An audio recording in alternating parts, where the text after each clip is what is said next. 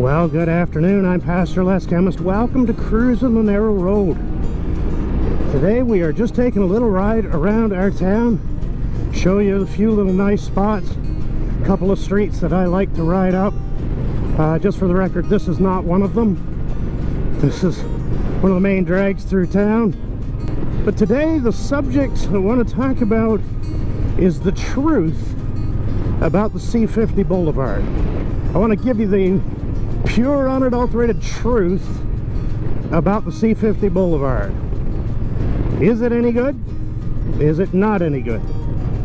What's my opinion after having ridden it for what? 2016 till now? 6 years? 6 years I've been riding this bike. You say, well, you must like it, you kept it. Yeah, well, that might not be the truth. I might be riding it because I can't afford another one. But the fact is, I ride this bike because I like it. And I'm so happy with it. I've been super happy with this bike. The funny thing is, I was never a cruiser guy. I never cut my teeth on cruisers. Oh, look at there, an old 55. Gotta love the summer when the old cars come out.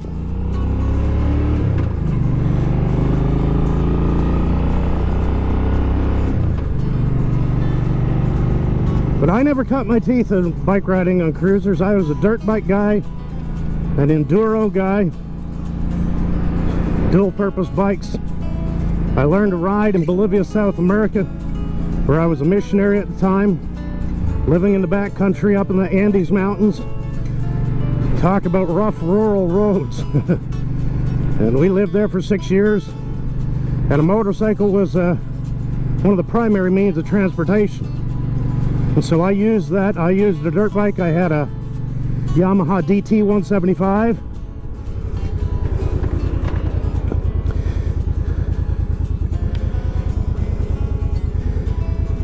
And then I rode that for a while. Used to pile my family on that, believe it or not. Yeah, those were the days. Sit my daughter on the tank in front of me, and then I'd my wife on behind. And after our son was born, he went between me and my wife, so there was 4 of us riding on a bike. Yeah, just had to be there. I'm sure I could get a lot of criticism in the comments. Would I do it today? Not on your life. Young and stupid I was. But anyway, that's what I cut my teeth on, was a Yamaha DT 175. And that was a 2-stroke, and I found that garbage in the mountains. I mean, as far as just basic transportation, it was fine. But when I was climbing the mountains, going to other villages, it was gutless. And you might say, well, 175, yeah, but it should have done better than that. So I sold that, and I got a Yamaha TTR 250. And the TTR here in North America was only ever a off-road bike. But coming straight out of Japan, they produced a dual-purpose one. So it was licensed for the road, headlights, signal lights, all the goodies. And I rode that for a couple of years, the last couple of years I was there, and absolutely loved it. Now, that was a 4-cycle engine, and man, that pulled on the mountains. Best bike I owned down there. It was awesome. And if I could have brought that back to North America, if it was feasible, I would have. Absolutely loved that bike. And had a digital readout on for the speedometer and everything. It was a quite amazing bike, actually. Anyway, I never wanted to talk about Yamahas, and I want to talk about my C50. This C50 has been an absolute dream to ride. It's not a big, heavy bike. For a cruiser, it's right in around 600 pounds, which is not by cruiser standards, is not a big bike. It's not like the big baggers that weigh 900,000 pounds. It's you know, relatively lightweight. It's a a midweight cruiser, but it is absolutely bulletproof when it comes to its driveline. The motor, the V-twin motor in this thing works like a charm, needs little maintenance. The shaft drive needs little maintenance. You just have to keep an eye on them, probably change the fluid on them every now and then. It's liquid cooled, so we don't have heating issues. The automatic fan kicks in on these hot days every now and then at stoplights and stuff. But man, it just doesn't need any maintenance. From what I'm reading, what I'm seeing on YouTube, is that the C50, this V-twin motor, needs the valves adjusted every now and then, but I haven't found out when that needs to be done. I've got 13,000 kilometers on the bike right now, and I will be looking into that to see when I need the valves adjusted. Oh my, the dust, the dust, the dust. Gonna have to clean the camera off after that. Let's take a zip up through this neighborhood. It's a beautiful neighborhood.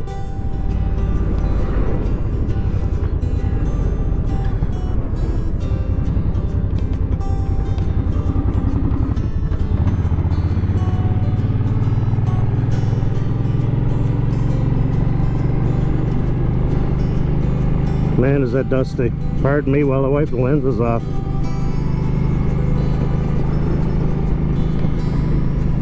Like I say, this motor is bulletproof.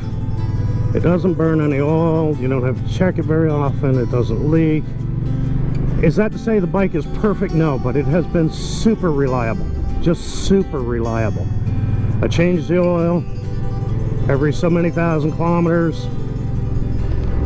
You know, anywhere between 3,000 and 5,000 kilometers I'm changing it.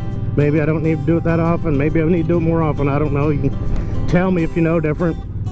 Usually it's around 3 when I change it.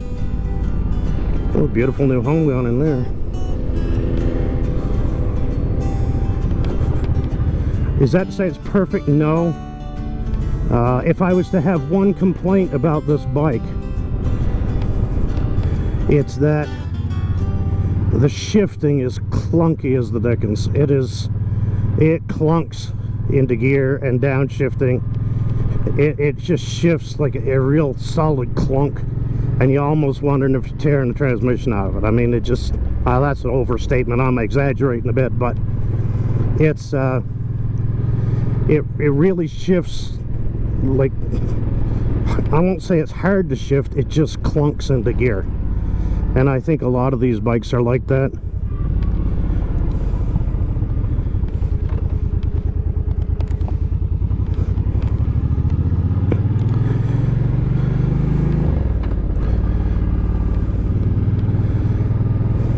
As far as the fuel economy on this bike, I'm really happy with it. I mean, it's not, you're not going to get no big long range out of it, but you know, 250 kilometers, not too hard to do on it. You know, highway riding, does all right.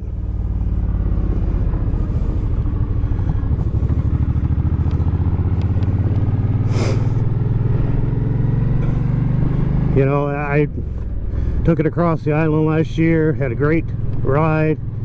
You know, the factory seat, to be honest with you, it's all right for running around on, but any long time in the saddle, you're going to get an awful sore rear end out of it.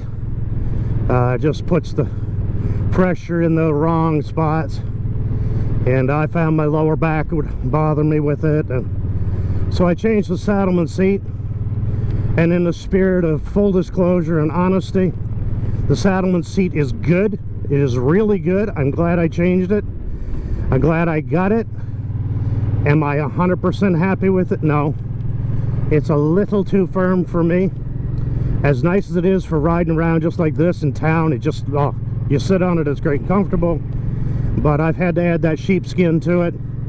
I don't have it on right today because I'm riding around town, but for long distance, need the sheepskin. Just for the record, I did the video on the sheepskin. You can check that out. And that really did help the other day. Spence and I went on a long ride. I tried to videotape that one, and thanks to GoPro and its quirkiness, I did not, the audio did not come out. Anybody who's a motovlogger knows exactly what I'm talking about. The audio messed up in it, and all I got was wind noise. Anyway, it was what it was, but we went on a long ride the other day, and I was not near as fatigued with the sheepskin on as I had been before. It was much better. Also, something else that I tried, and I did a video on this over the winter, was earplugs, and I got a custom pair of earplugs, and I wore them on the run the other day. It was about 460 kilometers. It was a nice long run, and wore the earplugs, and they were perfect. I did not get that buzzing in my head. I didn't get the fatigue from the wind noise. I was in much better shape coming home from that last week with the earplugs and the sheepskin than I have been on any other ride. It really made a big difference, and I'm really super happy with that. You do get some wind noise, and as I've said in the past, some things I'd like to add to this is probably some wind deflectors down here, because I do get pounded in the chest a bit on the long road, on the long runs on the highway. And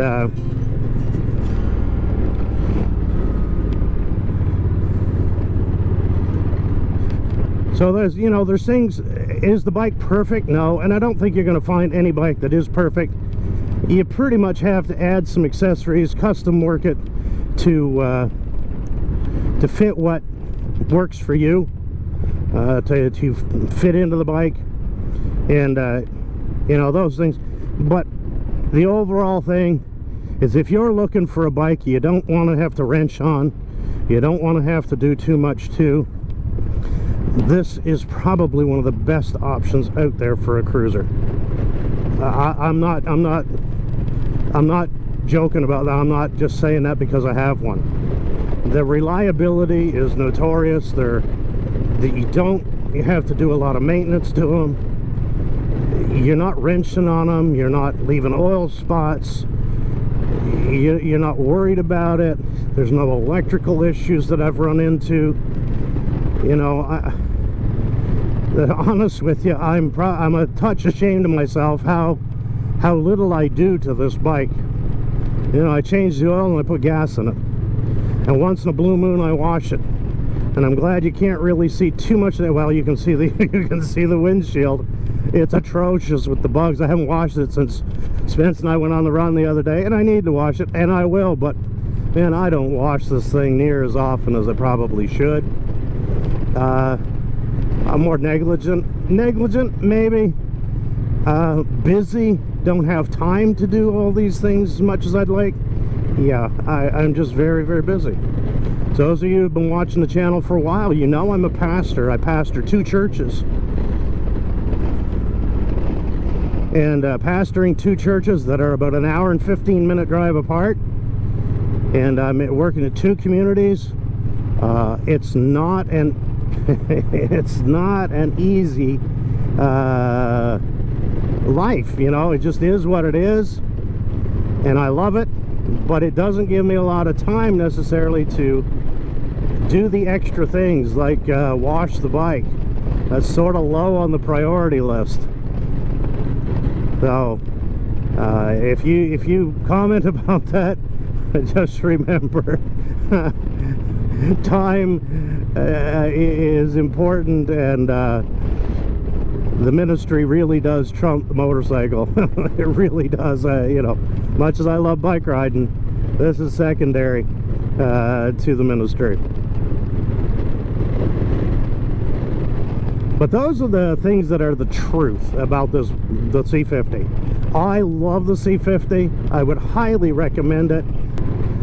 The C50 is a great bike. It's a great starter bike. It's a good general bike, a good commuter, Can you tour on it? Yes. Is it a touring bike? No, but man, I proved last year you can do it. You can do it. It's not that difficult. Pack up, get things ready, you know, do what you can to make it as comfortable as possible.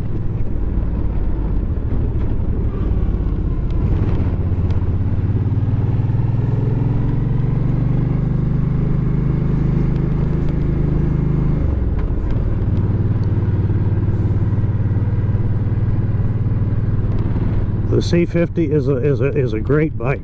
It's a good all-around bike. You know, it's good in town, it's good on the highway, it's very maneuverable, it's quick because it's not so heavy, got a nice low center of gravity, it handles well, you know, it's not you know, it doesn't have a huge lean angle. I've scraped the floorboards going around corners, you know, you're not going to set no great speed records, but for those of us who have lived life and are no longer trying to live on the ragged edge, as a lot of us have, this bike will do absolutely everything you want it to do. Well, I appreciate you joining me today on this little ride, this little ramble about the truth about the C50 and a few other things. Glad you could join me today. Glad hope you've enjoyed the video. If you have, give it a thumbs up. That always helps. Any interaction you can have with the channel is always a big help. Whether it's giving it a thumbs up, a like, just viewing it. If you're not a subscriber, if you subscribe to the channel, that's awesome. And if you share this video, if you're on other social media and you want to share the links to these videos, that works very well as well. It just exposes the channel that much more, and we get more views out of it, get more traffic on the channel. And when you do so, you have a greater chance of hearing the gospel of Jesus Christ. Somebody's going to hear the gospel, and my prayer is that somebody, or more than just somebody, more people will get saved as a result of this channel. Thanks for joining me today. Appreciate your company on the ride. May God bless you. Have a great day.